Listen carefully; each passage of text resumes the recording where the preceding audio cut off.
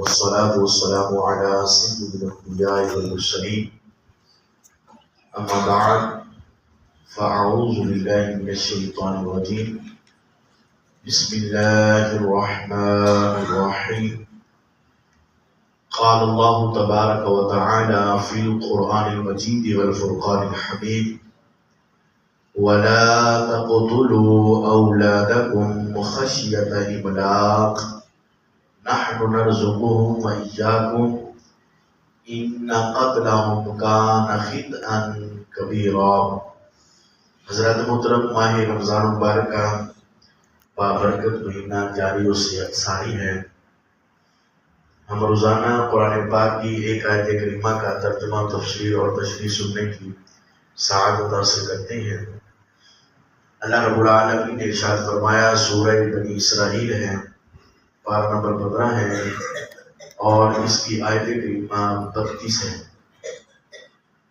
اللہ رب العالمین نے ارشاد فرمایا وَلَا تَقْتُلُوا أَوْلَادَكُمْ، اپنی اولاد کو قتل نہ کرو، خشیت املاق، مفلسی کے ڈر سے، غریبی کے ڈر سے۔ نحن نرزقهم وإياكم، ہم انہیں بھی رزق دیں گے اور تمہیں بھی۔ ان قتلهم كان خطأ كبيرا، بے شک ان کا قتل بڑی خطا ہے۔ اس آیت کریمہ کے اندر اللہ تبارک و تعالیٰ نے ایک کبیرہ گناہ کا ذکر فرمایا۔ زمانہ جاہلیت میں جتنے بھی کبیرہ گناہ تھے تو اسلام کی یہ خوبصورتی ہے کہ اسلام نے ان کو ختم فرمایا۔ جس طرح شراب ہے، زناکاری ہے، چوری ہے، یہ جتنے بھی بڑے بڑے جرائم ہیں، بڑے بڑے کبیرہ گناہ ہیں، تو اسلام آتے ہی یہ چیزیں ختم فرمائیں۔ اور یہ جو کبیرہ گناہ ہے کہ اولاد کو قتل کرنا، یہ بھی اس وقت بڑا عروج کے اوپر تھا کہ لوگ اپنی اولاد کو قتل کر دیتے تھے۔ دو وجہ تھی جس کی وجہ سے لوگ اپنی اولاد کو قتل کر دیتے تھے، خاص طور پر اپنی بیٹیوں کو جو ہے زندہ دفن کر دیتے تھے، زندہ درگور کر دیتے تھے۔ ایک تو وجہ یہ تھی کہ لوگ جو ہے اپنا داماد بنانے کے لیے کسی کو پسند نہیں کرتے تھے، اس بات سے چڑھتے تھے کہ ہمارا کوئی داماد نہ بنے۔ اور دوسری وجہ یہ ہے کہ لوگ جو ہے غریبی کی وجہ سے، مفلسی کی وجہ سے اپنی اولاد کو قتل کر دیتے تھے کہ ہم بڑی مشکل سے گزارا کر رہے ہیں، ہم بڑی مشکل سے کھا پی رہے ہیں، ہمارا بڑی مشکل سے گزارا ہو رہا ہے، تو ہم اپنی اولاد کا کیسے کریں گے؟ تو اس ڈر کی وجہ سے اپنی اولاد کو قتل کر دیتے تھے معاذ اللہ۔ آج بھی ہمارے معاشرے کے اندر جب ہم اپنے معاشرے پر نظر کرتے ہیں تو کتنے ہی لوگ ہمیں ایسے مل جاتے ہیں جو اپنی اولاد کو قتل کرتے ہیں، مفلسی کے ڈر کی وجہ سے، غریبی کی وجہ سے۔ آئے دن سوشل میڈیا کا دور ہے، آپ نے بھی کتنی ویڈیوز وغیرہ دیکھی ہوگی، ہم نے بھی دیکھی ہیں کہ لوگ جو ہے غربت کی وجہ سے اپنی اولاد کو قتل کر رہے ہیں۔ کوئی پھانسی دے رہا ہے، کوئی زہر دے رہا ہے اپنے بچوں کو، کوئی ٹرین کے نیچے اپنے بچوں کو اور خود بھی آ رہا ہے۔ یہ سارے معاملات ہمارے سامنے ہیں کہ لوگ جو ہے اپنی اولاد کو آج بھی قتل کر رہے ہیں، کہ جس کے اسلام نے منع فرمایا تھا کہ اپنے بچوں کو، اپنی اولاد کو زندہ درگور نہ کرو، اور آج ہم دیکھتے ہیں کہ ہمارے معاشرے کے اندر یہ جو گناہ حضور صلی اللہ تعالی علیہ وسلم نے ختم فرمایا تھا، اسلام نے ختم فرمایا تھا، آج بھی یہ گناہ جو ہے وہ ہو رہا ہے۔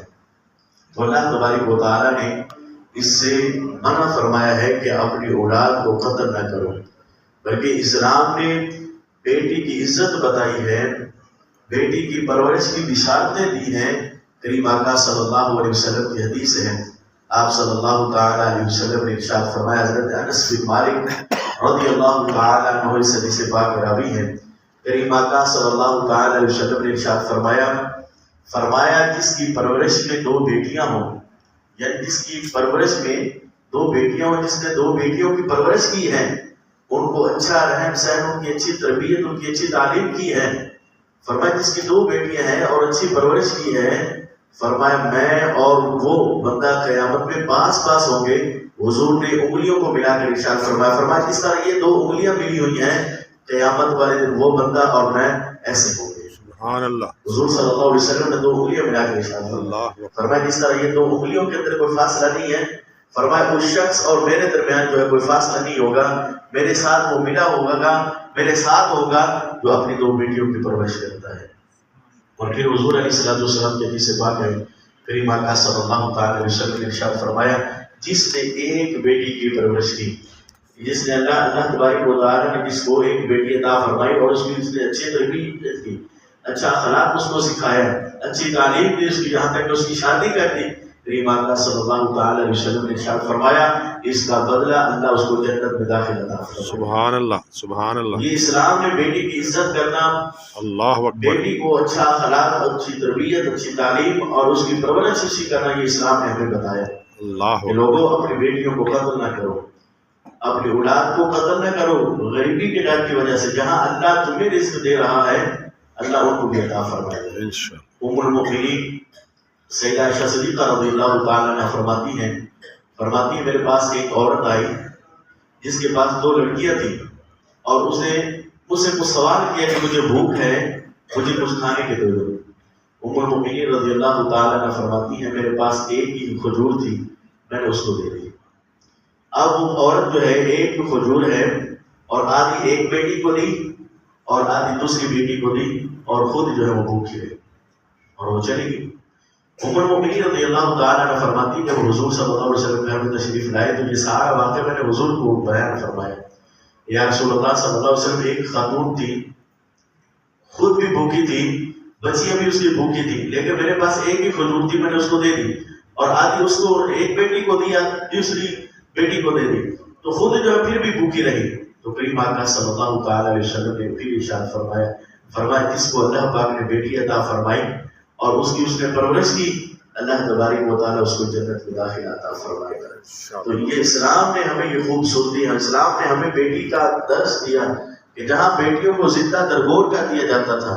اب دیکھیں بیٹی جب انتقال کرتی ہے، فوت ہو جاتی ہے تو باپ اس کو دفن کرتے وقت اس کے ہاتھ کانپ رہے ہوتے ہیں. کیوں؟ یہ اسلام نے بیٹی کی محبت ہمارے دلوں میں پیدا فرمائی کہ یہی باپ اپنی بیٹی کو زندہ دفن کر دیتا تھا اور اس کے ہاتھ نہیں کانپتے تھے، اس کو ڈر نہیں لگتا تھا. اتنی جہلیت تھی، اتنا خوف نہیں تھا کہ اپنی بیٹی کو ابھی انتقال نہیں کیا، ابھی فوت نہیں ہوئی، زندہ بیٹی کو درگور کا نہیں رہا ہے اور پھر ہاتھ نہیں کانپ رہے.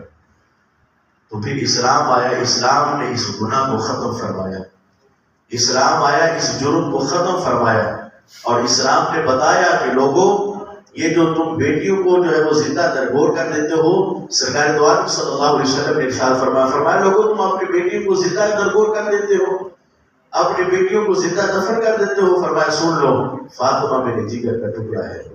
حضور علیہ السلام نے بیٹی کو عزت عطا فرمائی، بیوی کو عزت عطا فرمائی. معاشرے میں عورت کی کوئی عزت نہیں تھی، اسلام آیا تو اسلام نے عورت کو عزت عطا فرما دی. تو اللہ تبارک و تعالیٰ نے یہاں پر ارشاد فرمایا وَلَا تَقْتُلُوا أَوْلَادَكُمْ خَشْيَةَ إِمْلَاقٍ، فرمایا اپنی اولاد کو غریبی کی وجہ سے قتل نہ کرو.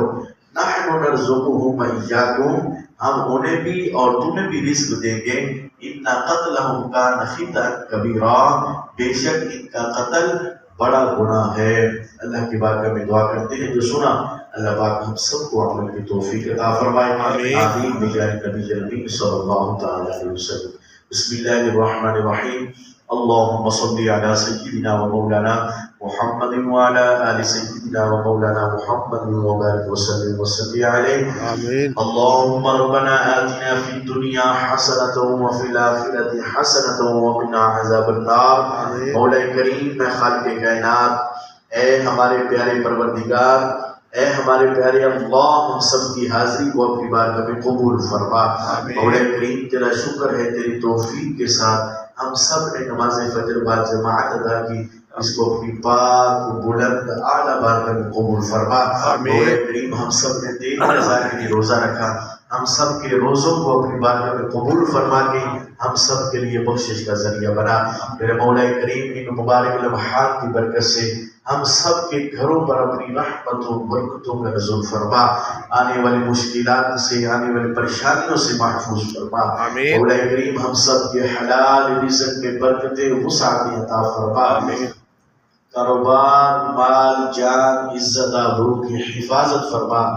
میرے مولا کریم جو ہمارے عزیز و اقارب اس دنیا سے ایمان کی حالت میں رخصت ہو گئے ہیں، تمام کی بخشش و مغفرت فرما، آمین سب کے درجات میں بلندیاں عطا فرما، آمین سب کو جنت الفردوس میں اعلیٰ مقام نصیب فرما۔ آمین اللهم رب اغفر وارحم وانت خير الراحمين، صلى الله تعالى على رسول خير خلقه محمد وعلى آله وصحابه أجمعين برحمتك يا رب۔ اللہ تعالیٰ شکر ہے